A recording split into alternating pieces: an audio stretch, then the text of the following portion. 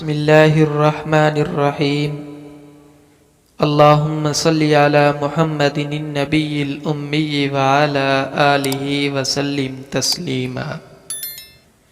شب جمعہ اور جمعہ کے دن درود شریف کی کثرت۔